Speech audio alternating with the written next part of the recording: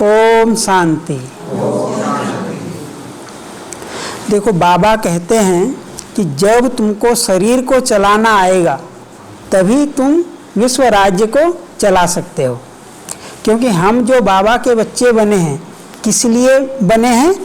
विश्व राज्य का अधिकार प्राप्त करने के लिए। ठीक है ना?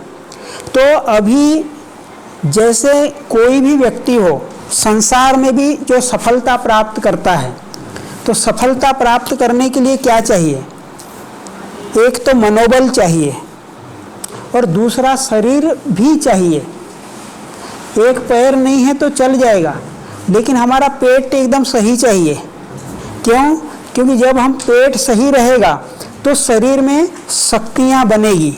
जो हम भोजन करेंगे उस भोजन का सही पाचन होगा और शरीर को कार्य करने के लिए जो जो शक्तियाँ चाहिए वो प्राप्त हो सकेगी। ठीक है ना? एक बार आँख नहीं भी रहेगी तो भी व्यक्ति काम कर सकता है। अभी जो हमारे एक गायक थे, जैन, कौन से जैन थे वो? रविंद्र जैन। हाँ, रविंद्र जैन। देखो, आँख से उनको बिल्कुल भी दिखाई नहीं देता था, फिर भी सुप्रसिद्ध संगीतकार और गायक थे वो। ठीक है ना? तो सबसे बड़ा हमारा दो चीज़ है, एक है मस्तिष्क, दूसरा है पेट। ये दोनों का सही होना बहुत जरूरी है। ये मस्तिष्क जो है वो पहला ब्रेन है और सेकंड ब्रेन है पेट। ठीक है ना? जैसे कई बार जो होता है ना, कोई भी बात आएगी, बुद्धि पर आई, उसका असर सीधा पेट पर पड़ता है। ठीक है? कई बार लोग कहते हैं, या मैं भी चिंतन करता हूँ तो देखता हूँ कि मान लिया जाए जैसे हमको किसी भी प्रकार की प्रॉब्लम हो गई, हाँ, हमने दवाई खाया, दवाई खाने के बाद में भाई वो दवाई तो हम एक बार ही ले सकते हैं या दो बार ही ले सकते हैं। ठीक है ना? लेकिन यदि हमने कुछ सोच लिया, अभी हम टेंशन में आ गए, तो क्या होगा? फिर से हमारे शरीर में कुछ ना कुछ गड़बड़ी आ जाएगी, तो फिर तो आप नहीं ले सकते ना दवाई। तो हमको हमारा आचार विचार, रहन सहन, चाल चलन, सोचना विचारना, सबके ऊपर में ध्यान देना पड़ेगा। जैसे हम अभी बाबा के बच्चे बने हैं, तो बाबा के बच्चे बने हैं तो हम अपनी दिनचर्या पर पूरा अटेंशन रखते हैं ना। भाई अमृत वेला मेरे को उठना है ना? रात को सोते समय में भी हम ये ध्यान रखते हैं। जब हम ध्यान रखते हैं तो हम जाग जाते हैं। कितनी भी गहरी नींद में रहेंगे, लेकिन 3:30 बजने वाला है कि नींद अपने आप खुल जाती है। सही है या नहीं? हाँ। फिर जैसे अभी बाकी हम अपना कार्य करेंगे, अब हम रोज याद करते हैं कि मेरे को हर कर्म करते हुए भी बाबा की याद में रहना है, कर्म योगी बनकर के मुझे कर्म करना है। ठीक है ना? तो हो सकता है कि भाई पूरे समय हम कर्मयोगी न रह पाते हों, लेकिन फिर भी बीच में फट से याद तो आ जाता है ना। जब बाबा के बच्चे नहीं बने थे और हमको ये ज्ञान नहीं था, तो क्या होता था? हमको विस्मृति थी, कुछ भी हम ध्यान नहीं रखते थे कि भाई मैं कोई ये शरीर है और ये मेरा कोई मंदिर है और इस मंदिर की मैं सफाई कर रही हूँ। ऐसा स्नान करते समय हम सोचते थे क्या? नहीं सोचते थे। लेकिन जब से हम ऐसा सोच करके और ऐसी स्मृति में रह करके हम पुरुषार्थ कर रहे हैं, तो हमको पहले से लाभ हो रहा है या नहीं हो रहा है? हमारा तन भी स्वस्थ रह रहा है और मन भी स्वस्थ होता जा रहा है। लेकिन अनेक जन्मों का ये संस्कार पड़ा हुआ है और अनेक जन्मों का हिसाब किताब है, इसलिए हिसाब किताब तो आएगा। ये तो हो ही नहीं सकता कि हिसाब किताब ना आवे। किसी को ज़्यादा आएगा, किसी को कम आएगा, है ना? और हर व्यक्ति के कर्मों का हिसाब किताब की गति अलग अलग है। किसी को बीमारी के रूप में आएगा, किसी को संबंधों के रूप में आएगा, किसी को आर्थिक रूप से आएगा, है ना? किसी को मानसिक रूप से आएगा। तो हमें जो है कि जब हम उस स्मृति में रहते हैं तो हमको उसमें लाभ मिलता जाता है। फिर जब हम भोजन करने बैठते हैं तो पहले थोड़ी हमको इतना कि भाई नहीं, मुझे तो भगवान की याद में ही भोजन करना है, ये कभी रहता था स्मृति में? नहीं रहता था, है ना? लेकिन जब हम अभी बाबा के बच्चे बने हैं तो हमको रहता है पहले बाबा को भोग लगाना है, ठीक है। अच्छा, कई बार होता है कि भाई हम किसी कारणवश विस्मृति में आ गए, तो फिर से पुनः उसको हम याद करते हैं, नहीं नहीं मुझे तो बाबा की याद में खाना है। भाई ज़्यादा बात करने में लगे, नहीं भाई बात करते हुए नहीं खाना है, मुझे तो बाबा की याद में खाना है। तो आप जैसे पहले दिन आपको ज्ञान मिला और अभी साल हुए, किसी को 2 साल हुए, किसी को 10 साल हुए, किसी को 25 साल हुए, तो भाई पहला दिन और आज में कितना आकाश पाताल का अंतर है ना, है कि नहीं है। किसी को कम अनुभव होते हैं, किसी को ज़्यादा अनुभव होते हैं, पर अनुभव सभी को होते हैं। क्यों होते हैं? क्योंकि हम हमेशा उस स्मृति में रहते हैं। भाई शाम का 6 बजा नहीं कि कुछ भी काम है तो अरे नहीं नहीं नहीं, नुआ शाम का योग हो गया, अभी मुझे योग में बैठना है, बाबा को याद करना है, ये हमारा चिंतन चलता है। तो पहले से हमारी जो है स्थिति ठीक होते जा रही है, ठीक होते जा रही है ना। किसकी ठीक होते जा रही है? आत्मा की। पहले क्या होता था कि हमको कोई भी बात में गुस्सा आ गया, गुस्सा करते थे और फिर नवाब जैसे रहते थे। सही है ना। हम ये थोड़ी समझते थे कि मैंने गुस्सा किया तो मैंने गलत किया हूँ, हाँ? पर अभी यदि थोड़ा भी गुस्सा आ जाएगा तो दूसरे सेकंड में अंदर के अंदर रियलाइज हो जाता है, हाँ? फिर हम अपने गुस्सा को अपने आप शांत कर लेते हैं, ठीक है। फिर पहले क्या होता था, वो जिसको गुस्सा किए हैं तो उससे नफरत भी रखते थे, हम घृणा भी रखते थे। लेकिन अभी क्या होता है, अरे भैया गलती हो गई, जो मैंने थोड़ा बोल दिया माफ़ करना, ठीक है। तो हल्के हो गए, तो हमारा पुरुषार्थ श्रेष्ठ होते जाने लगा, रोज के रोज, रोज के रोज, और उसका हमको लाभ मिलने लगा। अभी रात को होगा, जब रात होगी तो फिर याद आएगा हमको पहले कि भाई पहले बाबा को सारा पोता मेल देना है और पोता मेल दे करके ही सोना है, ठीक है ना। तो जैसे हम इस चीज की स्मृति रखते हैं, तो जैसी स्मृति रखते हैं वैसी हमारी स्थिति होते जा रही है। यदि हमारी स्मृति में ऐसी अशुद्ध चीजें हैं, कोई भी बातें हैं, है ना, बाहर की दुनिया की बातें, तो क्या होता है, हमारी स्थिति समर्थ नहीं रहती है, ठीक है। तो जैसे जैसे हमको ज्ञान होते जाता है, फिर हर परिस्थिति के लिए हम अलग अलग स्वमान का अलग अलग अभ्यास हम करने लगते हैं, तो हमारी स्थिति अच्छी होते जा रही है। तो हम आत्मिक रूप से तो क्या हो रहे हैं, सशक्त होते जा रहे हैं बाबा के बच्चे, सही है ना। पर हमारा इसके पीछे और एक चिंतन चलता है, क्योंकि जब भी हम पुरुषार्थ करने बैठते हैं तो आपका देखो शरीर अच्छा रहेगा तो आप 1 घंटा 2 घंटा 3 घंटा भी ऐसे ही बैठे रह जाएंगे तो आपका मन इधर भी नहीं भागेगा उधर भी नहीं भागेगा, सही है, हाँ।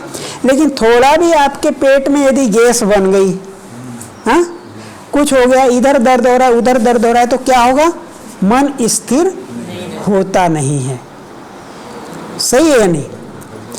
अब देखो हमारा कितना बड़ा नुकसान है छोटी सी चीज में, तो हमको इस पे भी ध्यान देना पड़ेगा या नहीं देना पड़ेगा। अभी क्या होता है कि हमारी तबीयत खराब होती है, कहीं एसिडिटी हो गई, कहीं गैस हो गई, कहीं घुटने में दर्द हो गया, कहीं पीठ में दर्द हो गया, हम डॉक्टर के पास में जाते हैं। डॉक्टर क्या करता है, सीधा उठाएगा, हाँ भाई ये चेकअप करो, ये चेकअप करो, ये चेकअप करो, ये चेकअप, टिक मार्क लगा दिया। अभी हम डॉक्टर के पास में गए और जो है वहाँ पर हमने देखा, वहाँ रिपोर्ट हमारी एकदम नॉर्मल है, कोई प्रॉब्लम नहीं है। डॉक्टर बोलता है आप सब ठीक है। अब डॉक्टर ऐसे बोला, हाँ खुश रहो बस। लेकिन भाई खुश कैसे रहें, इधर तकलीफ होते जा रही है, वो होते जा रही है ना। तो क्या होता है, हम तो चाहते हैं खुश रहना, कौन नहीं चाहता। आप में से कोई है ऐसा जो खुश नहीं रहना चाहता है? बोलिए, जोर से बोलिए। तो सब खुश रहना चाहते हैं ना, लेकिन वो जो प्रॉब्लम होती है वो खुश नहीं रहने देती है, सही है। अब हम थोड़ी बहुत स्थिति बनाने का प्रयास भी करते हैं कि भाई मैं खुश रहूं, लेकिन अभी जो समय है वो इतना व्यस्त जीवन है और बहुत प्रतिस्पर्धा का जीवन है। आप लोग तो सब घर गृहस्थ में रहते हैं, तो आप लोगों के पीछे तो कितनी माने संसार का, परिवार का, बच्चों का, गवर्नमेंट का, दुनिया भर की जिम्मेदारी होती है। यदि आप एक दिन अपने नौकरी धंधे पर, कार्य पर नहीं जाते हैं तो दूसरा दिन क्या होगा, आपका भारी हो जाएगा, तो वो भी करना पड़ेगा। तो कितनी बड़ी बात है, है ना। तो उसके हमको संभाल रखने के लिए तो खुश रहना है, वो तो बोल देंगे, लेकिन फिर हम क्या करेंगे, हो नहीं पाता है। तो हमने अपने जीवन में ऐसा अनुभव किया है कि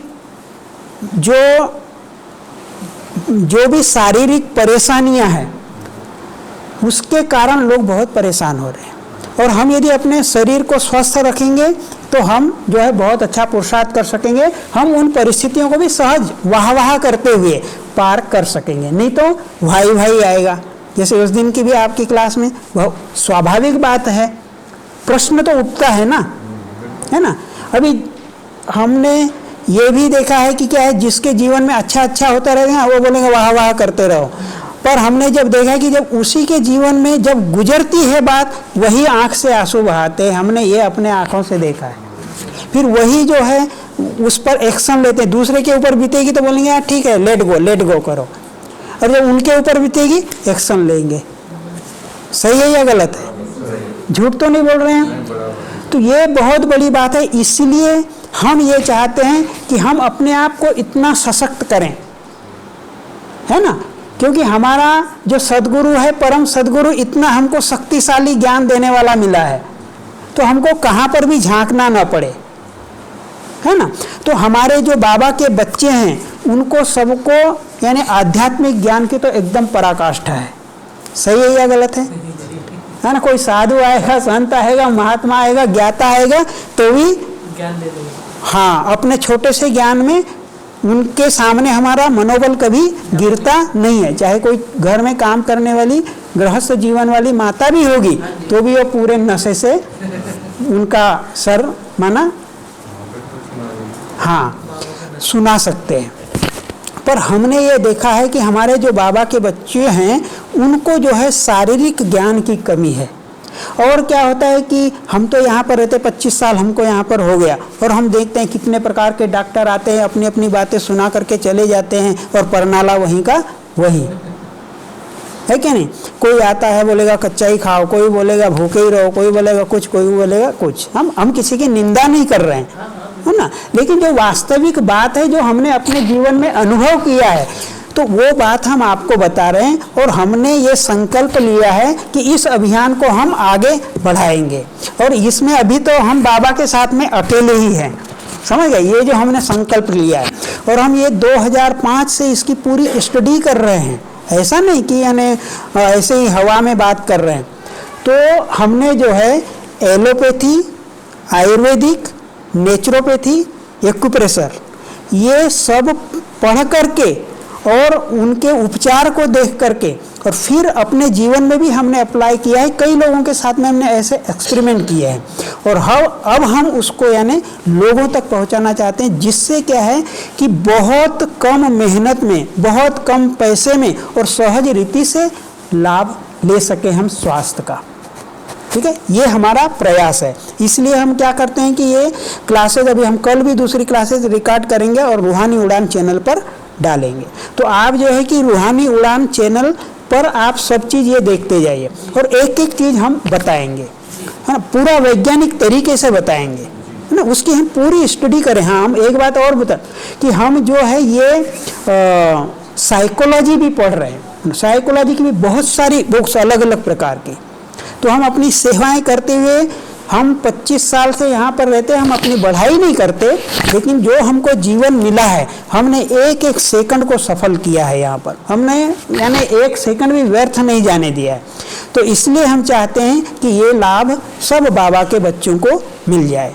हम बहुत बड़े व्यक्ति नहीं हैं मना, और बहुत बड़े विद्वान नहीं हैं, लेकिन भाई यदि हमारे एक दो शब्द से यदि किसी को लाभ हो जाता है तो कितनी अच्छी बात है ना। हमने जीवन ही बाबा को इसीलिए दिया है। तो ये आपसे रिक्वेस्ट है, और हम बोलते हैं कि आपका 75% बीमारी बिना किसी पैसे के, बिना किसी तकलीफ के खत्म हो जाएगी। 25% बीमारी को आपको तो हिसाब किताब के रूप में चुकतू करना पड़ेगा। तो हमने जब पहला ही बताया कि जब हम ब्राह्मण बने तो हमने जो है अपने जीवन दिनचर्या पर ध्यान दिया। तो जैसे जैसे हम अपनी दिनचर्या पर ध्यान देते जाते हैं, हम स्मृति को सशक्त बनाते हैं, तो हमारी स्थिति भी सशक्त बनती है। ठीक है। तो अब शरीर के लिए भी हमको क्या क्या चीज़ का ध्यान रखना चाहिए। एक छोटा सा अनुभव अपना बताते हैं हम कि हमको बचपन से थोड़ा सा एसिडिटी का प्रॉब्लम रहता था। तो पहले तो यंग थे एकदम, तो कुछ प्रॉब्लम नहीं होता था। फिर यहाँ पर जब मधुबन में आए तो यहाँ का क्या है कि यहाँ का वातावरण बहुत भारी है। तो यहाँ तो अच्छा स्वस्थ आदमी भी आकर के गैस और एसिडिटी से पीड़ित हो जाता है। तो सबका ही ये अनुभव है। यहाँ पर ऑक्सीजन कम है और यहाँ का पानी भी जो है वो थोड़ा भारी है डाइजेस्ट करने में। हाँ, पानी और हवा दोनों के कारण होता है। तो क्या है कि हमने बचपन से कभी चाय नहीं पिया है, चाय काफ़ी कुछ नहीं, कोई नशा नहीं किया है। हम बचपन से ही अपने हाथ से ही बना करके खाना खाते थे, पहले भी अज्ञान काल में भी, क्योंकि बाहर रहते थे किधर भी, तो अपने हाथ से ही बना के खाते थे। हमने होटल में बहुत कम खाना खाया है, जब मजबूरी में ही माना तो हमको अच्छा लगता था ऐसे ही खाना। और बचपन से ही हम आध्यात्मिक थे। तो और बचपन से ही हमने कहाँ पर भी कोई ऐसा समय वेस्ट नहीं किया है। छोटे भी थे तो हम यदि छुट्टियों का समय मिला तो कोई न कोई सत्संग में जाते थे, संत महात्माओं के आश्रम में जाकर के हम भजन कीर्तन करते थे और आध्यात्मिक वही करते थे। तो हम सोचते थे कि इसके बाद भी हमको क्यों प्रॉब्लम हो रही है। तो हम बहुत इधर उधर डॉक्टर में दवाइयाँ लेते थे, लेकिन वो दवाइयाँ थोड़ी देर के लिए फ़ायदा कर देती थी, लेकिन बाद में नुकसान ही होता था। तो हमने अभी 2-3 साल से देखा कि ये सब चीज़ें और ज़्यादा विस्तार से हमने जब इसका अध्ययन किया तो हमने देखा कि हमारी ये यहाँ नाक में जो है ना, थोड़ा सा ऐसा सूजन जैसे आ जाता था। हाँ, यहाँ सूजन आ जाता था और हमारा ये वाला जो स्वर है ना, ये बंद रहता था और ये ही हमेशा चलता था। तो हमने जो है कि अध्यात्म में पढ़ा कि जो है सूर्य नाड़ी और चंद्र नाड़ी के बारे में, ठीक है। तो तब हमने माना ध्यान देना शुरू किया। फिर अभी उसमें भी इन्होंने इतना कोई विस्तार से बताया नहीं, तो हम तो ऐसे ही करते रहे, लेकिन फिर भी हमने देखा कि इसको बंद करके थोड़ा और इसको चालू करके और ऐसा हम अभ्यास करते रहे और हमको बहुत उसमें फ़ायदा मिला। फिर जब हमने जो मॉडर्न साइंस है उसको पढ़ा तो उसमें जो है हमको ज्ञान मिला कि जो हमारे नर्वस सिस्टम है, नर्वस सिस्टम में जो ऑटोनॉमिक नर्वस सिस्टम है उसके 2 पार्ट हैं। तो उसमें एक जो है सिंपैथेटिक नर्वस सिस्टम है और है एक पैरासिम्पैथेटिक नर्वस सिस्टम, ठीक है। तो जब भी जैसे हम अभी रास्ते से चल रहे हैं और सामने से अचानक गाड़ी आ गई तो क्या होगा, फटाफट हाथ पैर चलेंगे ना, ब्रेक मारो, वो करो ऐसे, और दिमाग फास्ट चलने लगेगा, बीपी बढ़ जाएगा, हार्ट बीट बढ़ जाएगी। हाँ, क्यों हुआ ये? तो उस समय में जो है जैसे ही हमारे संकल्प आया, तो आत्मा कहाँ रहती है? आत्मा यहाँ पर हमारा जो हाइपोथैलेमस है वहाँ पर आत्मा निवास करती है। वहाँ पर आत्मा में मन है। मन में संकल्प आया और जैसे ही मन में संकल्प आया तो उसके नीचे ही एक हमारी पिट्यूटरी ग्लैंड है। पिट्यूटरी ग्लैंड को कहा जाता है मास्टर ग्लैंड। फिर वो जो है जितनी भी और ग्रंथियां हैं शरीर के अंदर में, तो वो उसको जो है आर्डर करती है। अभी जैसा ही भय आया तो इधर एड्रिनल ग्रंथि के वो हार्मोन स्राव करेगा, ब्रेन में कार्टिसोल नाम का एक हार्मोन स्राव हो जाएगा, ठीक है। और वो क्या करता है, उसको बोलते हैं फ्लाइट एंड फाइट मोड, माने करो या भागो, ठीक है। तो उसमें बहुत ब्रेन चलने लगता है और इसलिए उस समय जरूरत भी है। यदि हमारे सामने एक्सीडेंट होने वाला है तो क्या करता है, ड्राइवर फटाफट ऐसे ऐसे घुमा के बचा लेता है। तो ये जरूरत भी है, इसलिए भगवान ने ऐसी व्यवस्था की है, ठीक है। लेकिन हम बहुत समय तक इसी मोड में रह जाते हैं। यदि हमारा, तो अभी क्या होता है दुनिया में, क्या होता है कि कदम कदम पर मुसीबत है। अभी आप घर में खाना बनाए, जल्दी जल्दी बच्चों को तैयार किए, बच्चों को भेजे, फिर वहाँ से चले आप ट्रैफिक में गए, अभी जो है ट्रैफिक बढ़ गया वहाँ पर, हाँ, फिर आपको उधर समय पर जाना है, दिमाग में टेंशन चालू हो जाएगा। साइकोलॉजिकल प्रॉब्लम बढ़ रही है आजकल। सही है भाई, आप में भी बहुत पढ़े लिखे लोग होंगे, सही बात है ना ये। अब क्या हुआ, ये कहाँ कौन से मोड में गया, ये सिंपैथेटिक मोड में गया हमारा, उससे को बोलते हैं ये सूर्य नाड़ी। तो उस समय आप देखेंगे सूर्य नाड़ी बहुत तेज गति से चलती है। वास्तव में आपको बताएं कि मॉडर्न साइंस तो अभी 200 साल हुआ ज़्यादा से ज़्यादा, लेकिन उसके पहले जो है द्वापर से क्या चल रहा है, आयुर्वेद ही चल रहा है। और हमारे जो ऋषि मुनि थे, जो संत महात्मा थे, उनको पूरा ये ज्ञान था, उन्होंने पूरी ये सब इसके बारे में ज्ञान बताया, लेकिन वो क्या था, संस्कृत में था, तो इसलिए लोग नहीं समझ पाए, है ना। तो इन लोगों ने कहाँ से किया है, उसी में से निकाला है, समझ गए। फिर उन्होंने चीर फाड़ करके यानी थोड़ा बारीकी से काम किया और इंग्लिश में दूसरे नाम दे दिया, लेकिन ये ज्ञान हमारे पास में पहले से ही था। इसलिए पहले राजा लोग लड़ाई करते थे और इतने घायल हो जाते थे, फटाफट दवाई दे करके ठीक करते थे, ठीक है ना। हाँ, तो इसीलिए जो है हम आयुर्वेदिक को प्रायोरिटी देते हैं और ये नेचुरोपैथी। अभी नेचुरोपैथी भी कहाँ से निकला, ये आयुर्वेदिक का ही अंग है, ठीक है ना। तो अब ये सिस्टम से बताता हूँ तो बहुत विस्तार में चला जाएगा, पर फिर यहाँ पर एक एक एपिसोड में अलग अलग चीज पर बनाऊंगा।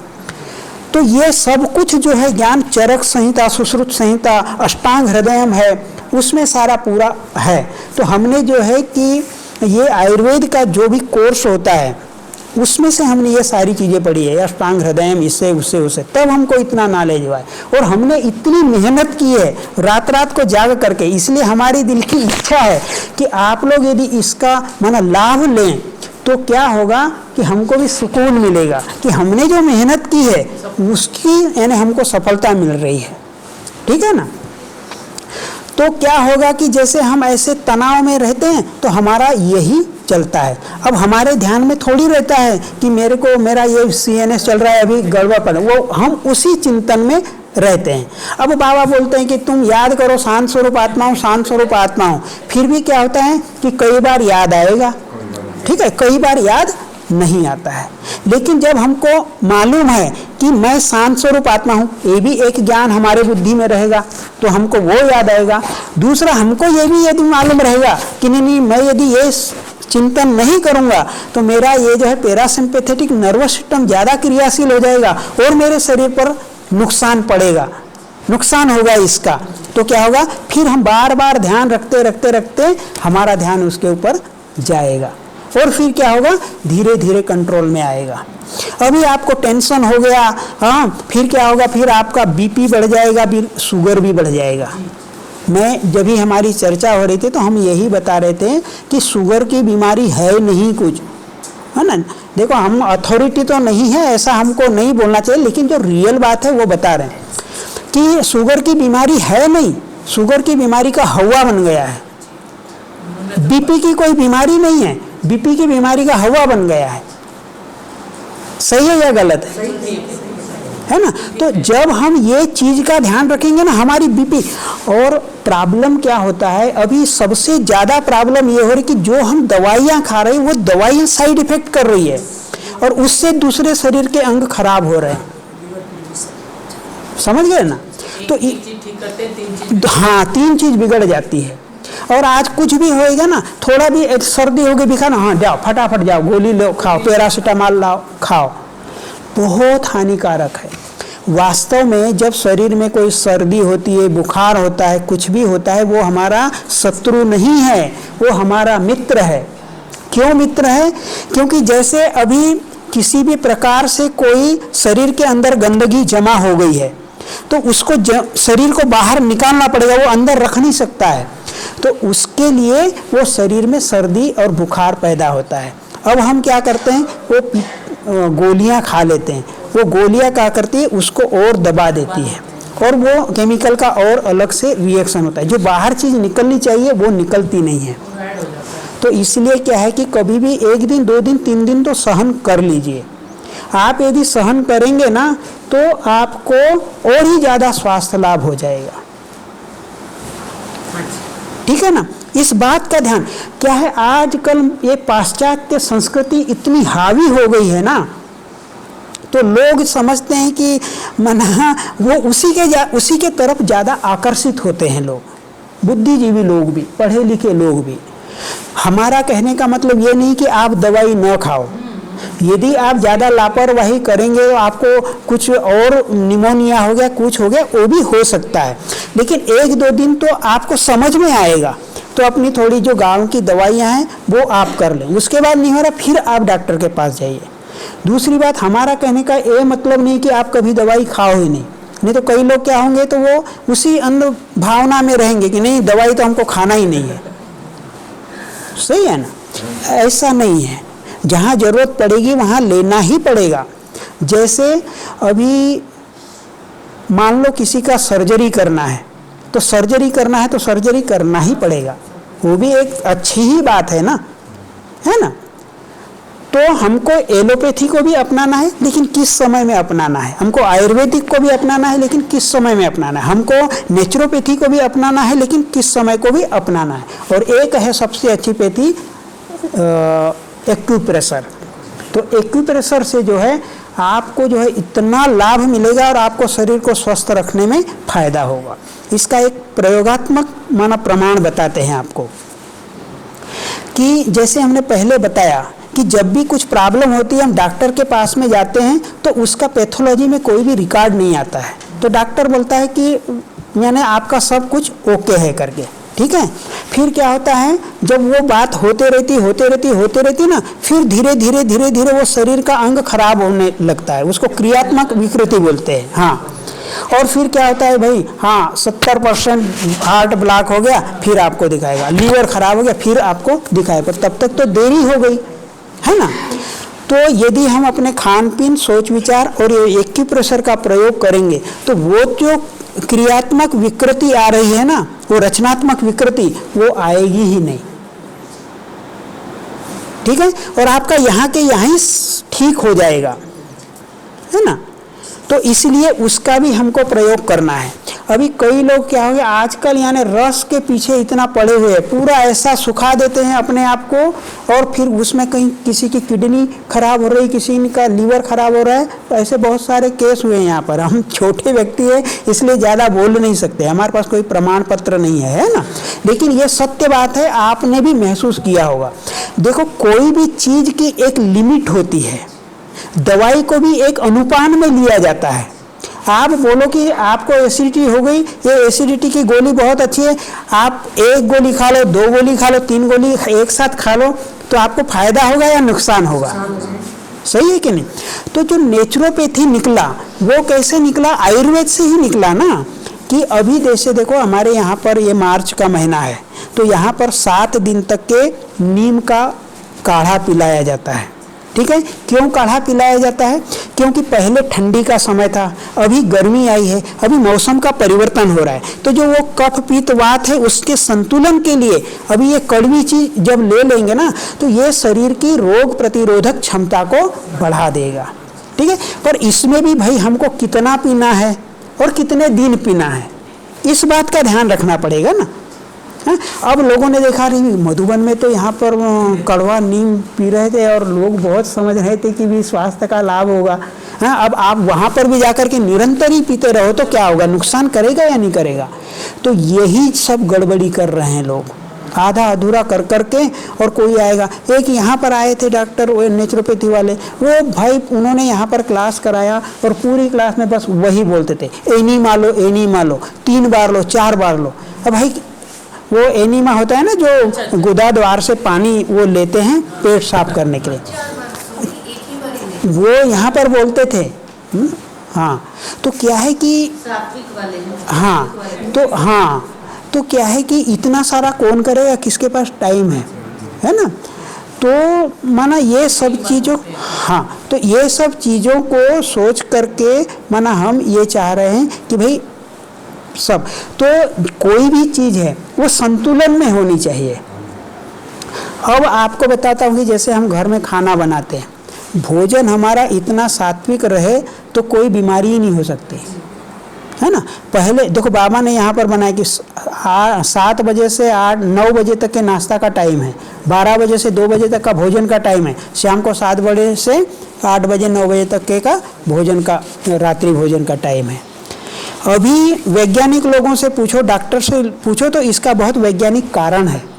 क्योंकि सुबह 7 से 9 बजे तक हमारी जो अग्नि होती है वो बहुत तेज रहती है, उस समय में आप खा लेंगे तो आपका पाचन बहुत अच्छे से हो जाएगा।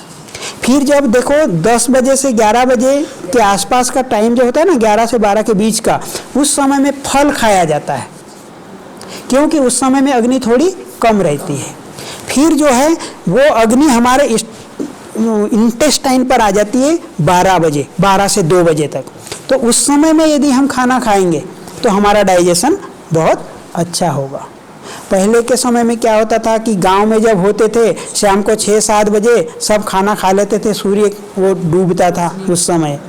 तो उसका भी रीजन यही था, जैसे जैन लोग भी खाते ना शाम को खा लेते, उसका रीजन है, वैज्ञानिक कारण है कि जब अंधेरा होता जाएगा तो हमारी पाचन शक्ति कमज़ोर होती जाएगी। अब जो आप 10 बजे खाएंगे, 11 बजे खाएंगे, सोएंगे, तो आपका कैसे डाइजेशन होगा सही ना। तो इसलिए देखो हम यहाँ पर अपनी दिनचर्या को इतनी सेट रखते हैं, कुछ भी हो जाए हम अपना सब टाइम से यानी काम करते हैं और बिल्कुल स्वस्थ रहते हैं। दूसरी बात क्या है, जैसे मेरे को माताओं ने बोला कि भाई हमारे घुटनों में दर्द होता है, हड्डियों में दर्द होता है, आप यदि भोजन बनाते हैं और यदि मिर्ची जो है, हरी मिर्ची को तेल में छोंक में डालते हैं तो आपके घुटने में दर्द होंगे ही होंगे, आप चाहे कितना भी कुछ कर लो। यदि आप चाहते हैं हमारे घुटने ठीक हो जाएं, है ना, हमारा कैल्शियम ठीक रहे, हड्डियों में दर्द न होवे, तो इस चीज़ को आप बंद करो। दूसरा जो शक्कर है, शक्कर खाना बंद करो। तीसरा जो है नमक को जितना हो सके कम मात्रा में लो, उसके जगह में सेंधा नमक, काला नमक का यूज करो। भाई जी ये नेचुरोपैथी नीचे है ना शांतिवन में जी, उन्होंने भी मुझे ऐसे ही बोला कि कम हाँ नमक खाओ। हाँ, कम नमक, हाँ। मेरा बीपी लो हो गया। बीपी लो हो गया तो आप जो काला नमक और नींबू है ना, वो पानी में डाल करके पी सकते हैं, उससे ठीक होगा आपका बीपी। हरी मिर्च को जो है, जैसे आप सब्जी फ्राई करते हैं और ऊपर से सब्जी डालते हैं ना, उस सब्जी के साथ में उस हरी मिर्ची को डाल दीजिए तो हाँ, तो क्या होगा, हाँ छोंक में नहीं, तो वो क्या होगा, सब्जी के साथ में पक जाएगी, उसका रस निकल जाएगा उसमें। अच्छा मान लो नहीं लिखा है तो निकला है, तो बाद में आप उसको चूस करके भी, चबा करके भी खा सकते हैं, वो आपको नुकसान नहीं करेगा। कच्ची खाएंगे वो भी नुकसान नहीं करेगा। लेकिन इसमें क्या है, दो बातें, किसी का क्या है पाचन बहुत अच्छा होता है तो वो पचा लेता है, मान लो किसी का डाइजेशन कमज़ोर है तो फिर उसको मिर्ची भी खाने के लिए मना करते हैं, क्योंकि उसकी जो एनर्जी है अंदर लीवर में जमा होती है। हम जो भोजन करते हैं तो भोजन का जो भी हम दिन भर में कर्म क्षेत्र पर आते हैं, वो कार्य करते हैं, वो एनर्जी हमारी यूज हो जाती है, फिर बाकी की एनर्जी हमारे लीवर में जमा होती है और कैल्शियम हमारे हड्डियों में जमा होता है। तो जो मेटाबॉलिज्म होता है फिर उसमें वो काम में आता है। तो आप क्या है कि जैसे जो कमज़ोर हैं, जैसे मैं हूँ, मैं ज़्यादा नहीं खा सकता हूँ, ज़्यादा थोड़ा भी खाऊंगा तो मुझे क्या होता है, कमजोरी आ जाती है। मैंने मिर्ची वाली सब्जी खा लिया रात में तो सुबह मुझे उठने में बहुत तकलीफ हो जाती है, क्योंकि मेरे शरीर के अंदर जो एनर्जी थी वो उसको पचाने में खर्च हो जाती है, फिर मुझे कमजोरी महसूस होती है। तो इसलिए मैं खाता नहीं हूँ और मैं हमेशा एकदम एक्टिव रहता हूँ, हमेशा भागते दौड़ते रहता हूँ। सब लोग बोलते हैं कि कितनी सेवाएं, डबल सेवाएं होती है। देखो हमारा वीडियो की भी सेवा है, डाइनिंग हॉल की भी सेवा है, ये पढ़ना भी है, लिखना भी है, क्लास भी कराना है। मैं ऑलराउंड सब बाबा सेवाएं हमसे कराता है। गीत लिखते हैं, कविताएं लिखते हैं, गीतों की सीडी बनाते हैं, बहुत सारे बाबा के गीत बने हैं। मना देखो ये बखान करने के लिए नहीं बता रहे हैं कि आपको प्रेरणा मिल सके कि सही है या नहीं, प्रमाण, ठीक है। और कभी हम डॉक्टरों से दवाई नहीं खाते, खाना नहीं पड़ता है, कभी कभार B12 लेना पड़ता है और हम थोड़ा चेकअप करा लेते हैं तो सब नॉर्मल रिपोर्ट रहती है। तो ध्यान हम वो रखते हैं, है ना। तो हम मेन चीज़ क्या करते हैं, यहाँ पर इतना सारा भोग बनता है, हलवा बनता है, पूरी बनता है, तंदूरी बनता है, हम कुछ खाते नहीं हैं। सिंपल सब्जी बनाते हैं अपनी, या इधर उधर से जो भी सब्जियाँ होती, फीकी सब्जी खाते हैं, चावल खाते हैं और मस्त रहते हैं।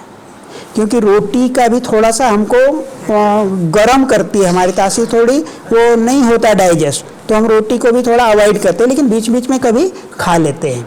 पर ज़्यादातर हम चावल और सब्जी खाते हैं और एकदम स्वस्थ रहते हैं। हम यहाँ से दौड़ते हैं, अभी बाबा पहाड़ी जाएंगे, हमको बिल्कुल भी दम नहीं भरता है। और 30-30 साल के, 25-25 साल के यंग भाई बहने कभी हम लोगों के साथ में जाते हैं बाबा पहाड़ी, वो उनको दम भरने लगता है। कह रहे हैं अगर शुगर है तो चावल मना करते हैं, तो चावल कैसे खाएं शुगर? नहीं तो वो यदि ऐसा है तो अब मैं तो ये नहीं, ये तो मैं अपने लिए बता रहा हूँ आपको, वो तो उसके हिसाब से ही खाना पड़ेगा, है ना। वो डाइट होता है और शरीर में जो है वात पित्त प्रकृति होती है। अच्छा एक बात और बताता हूँ, ये बात याद आ गई तो, जैसे देखो डॉक्टर लोग हैं जो एलोपैथी वाले हैं, उनके पास जाएंगे तो वो क्या करते हैं, सबको एक जैसी ही दवाई देते हैं या नहीं है। लेकिन आयुर्वेद क्या कहता है कि हमारा शरीर जो है 3 प्रकृति से बना है, वात पित्त और कफ से।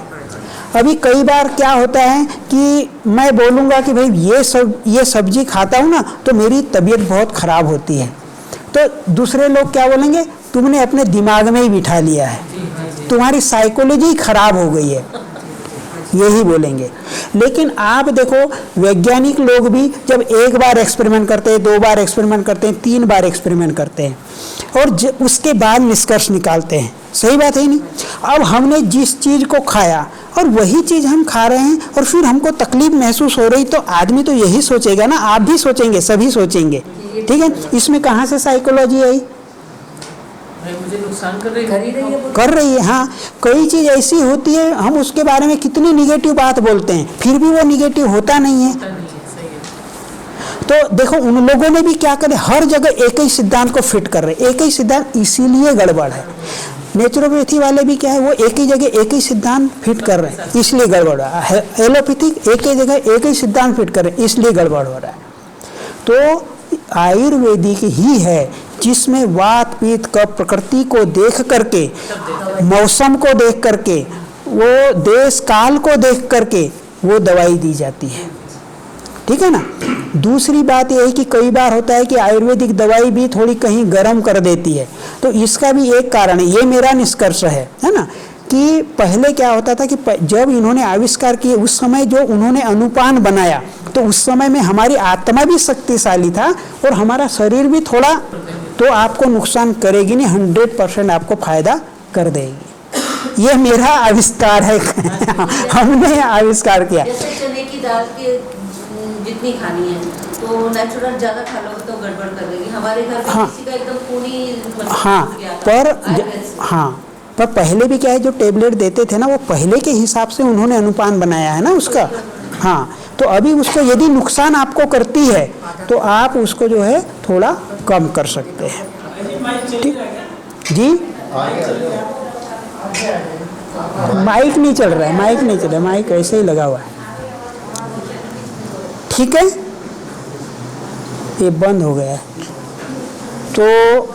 तो इस तरह से है, हम ये चाहते हैं कि कैसे हम इसका हम लाभ ले सकते हैं, है ना। अब एक साथ में तो बहुत सारी बातें नहीं बताई जा सकती, पर स्टेप बाय स्टेप हम ये सारी बातें करेंगे। आप रूहानी उड़ान में सारा सुनते जाइए, आपको सब कुछ चीज़ें मिलेगी। अभी तक के हमने जो बातें आपको बताई, हमने आपका टाइम वेस्ट तो नहीं किया, सब बातें आपको वैज्ञानिक लगी, सब सैद्धांतिक लगी, तो इससे बहुत आपको लाभ होगा।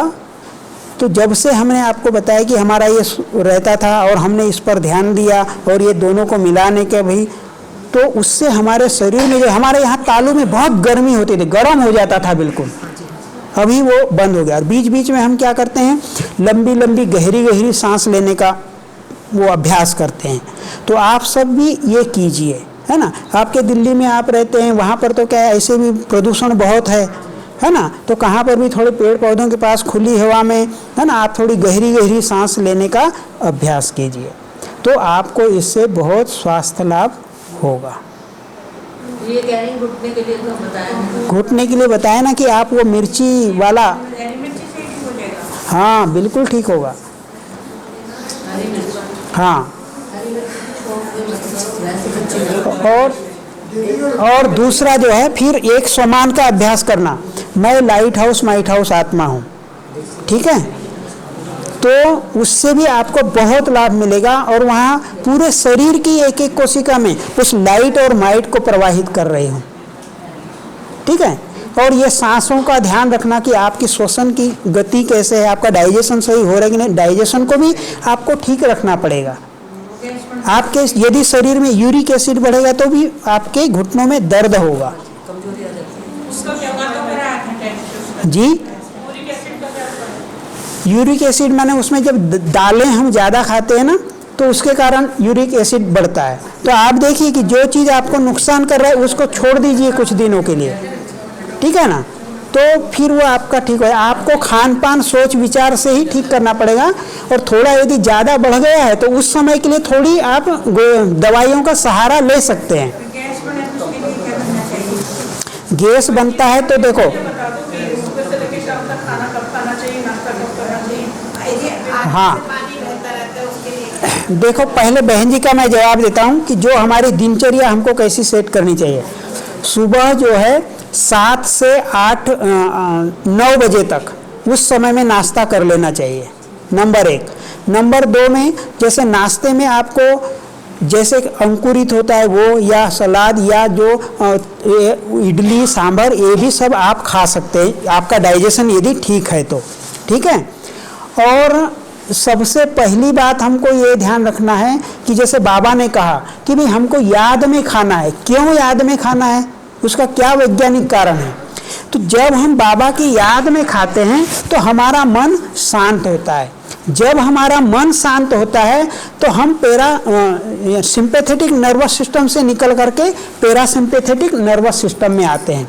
तो ये पैरासिम्पैथेटिक नर्वस सिस्टम क्या करता है, ये हमारे शरीर में डाइजेशन को प्रॉपर करता है, रेस्ट देता है, पूरे शरीर के अंगों को रेस्ट देता है, ठीक है। जब हम योग में बैठते हैं, है ना, बाबा को याद करते हैं, तब देखो आप, हमारी सांसें लंबी और गहरी चलती है और हमको रिलैक्स महसूस होने लगता है। तो ये क्या है, इस समय में हमारी ये चंद्र नाड़ी क्रियाशील है। और जो मॉडर्न साइंस में जो बोलते हैं पैरासिम्पैथेटिक नर्वस सिस्टम, तो वो पैरासिम्पैथेटिक नर्वस सिस्टम क्रियाशील है। तो वो हमारे शरीर को, हर अंग को दुरुस्त करता है। जिस समय हम सोते हैं और हमको गहरी नींद होती है तो क्या होता है, सवेरे उठते हैं तो एकदम फुर्ती। तो उस समय में हमारा पैरासिम्पैथेटिक नर्वस सिस्टम बहुत अच्छे से काम कर रहा था। हमारे शरीर में जो है मेलाटोनिन नाम का जो हार्मोन स्रावित होता है वो नींद को गहरी करने में मदद करता है। और वो जो शरीर के अंदर में कोशिकाओं की टूट फूट होती है उसकी पूरी मरम्मत करता है, उसमें वो मदद करता है, ठीक है ना। तो जब हम बाबा की याद में भोजन करेंगे ना तो क्या होगा, वो हमारा पैरासिम्पैथेटिक नर्वस सिस्टम चलेगा। तो हम ज़्यादा भी नहीं खाएंगे, चबा चबा के खाएंगे और जितना हमारा खाना है फिर हमको, हमारा पेट अपने आप भर गया हमको महसूस हो जाएगा। जब हम बातें कर कर के खाते हैं, पिक्चर देख देख के खाते हैं, है ना, टेंशन में खाते हैं, गुस्सा में खाते हैं, तो हमको पता ही नहीं पड़ता है। ये इसके ऊपर मैं पूरा एक क्लास कराऊंगा कि भोजन कैसे करना चाहिए और उसका क्या लाभ है, ये अलग से ही एक क्लास पूरा कराऊंगा। हाँ, ये इसमें रूहानी उड़ान में आएगा ना, रूहानी उड़ान में सब क्लासेस आएगी, यूट्यूब चैनल रूहानी उड़ान में। हाँ जी, हाँ हाँ हाँ, उस पे आएगी ना, आप उस पे देखना, रूहानी उड़ान पे। सर आपने वो सांस का बताया जी, जैसे एक नाक बंद रहता है और एक खुला रहता है, तो हाँ, उसको कैसे करना चाहिए हमको? तो जो वाला बंद रहता है ना, बंद वाले बंद वाले से ही सांस लेने का अभ्यास करो, उसको बंद करो दूसरे को। हाँ ठीक है, इसको बहन जी उसको बंद कर दीजिए। आप ये सांस ले, जो बंद है सर उससे सांस ले